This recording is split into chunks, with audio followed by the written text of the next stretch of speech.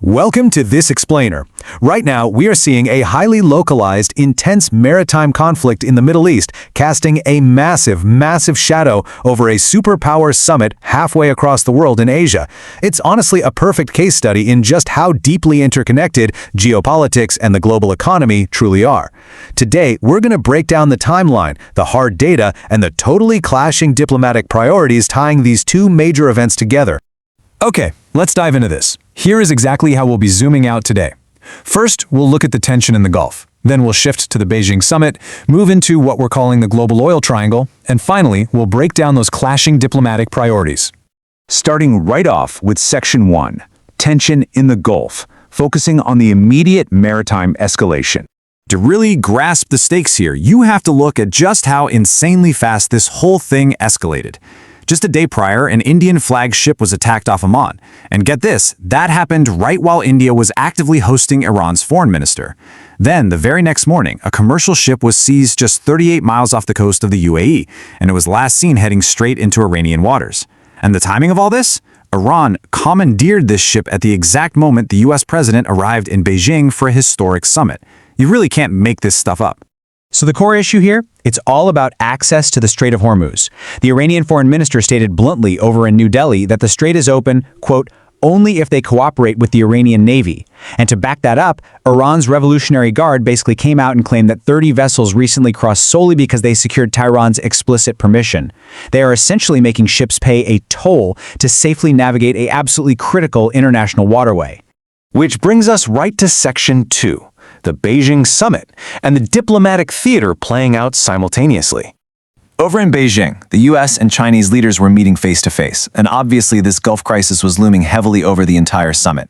Following a meeting between the US president and China's leader Xi, the White House released a statement outlining some distinct areas of agreement regarding all this tension.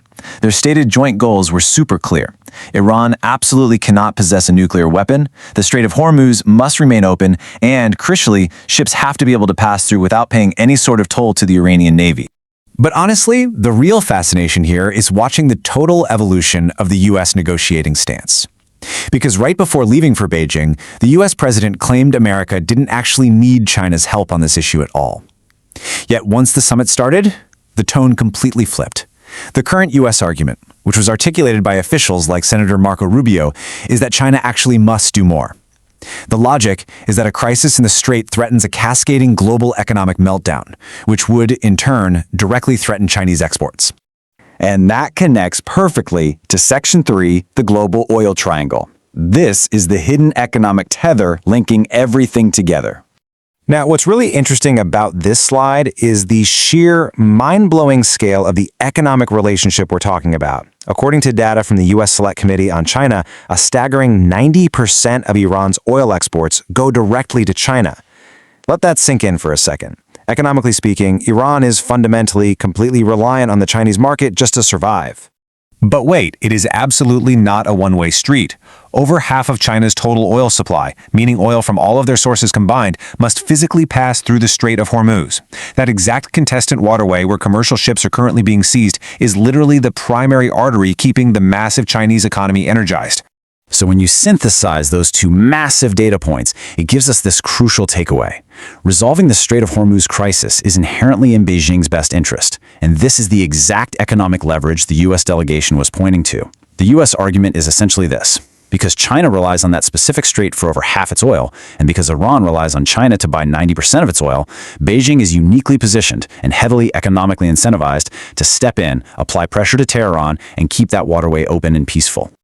Moving on to our final section, Part 4, Clashing Diplomatic Priorities and how these superpowers are communicating totally different messages. On one side of the table, we have the public messaging coming from the Chinese leadership.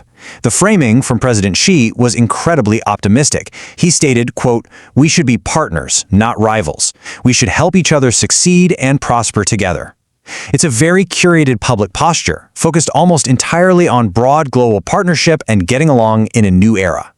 But then contrast that highly optimistic rhetoric with the extremely concrete, incredibly blunt list of grievances being aired publicly by the U.S. side at the exact same time. The chairman of the Select Committee outlined some severe friction right beneath that polite surface.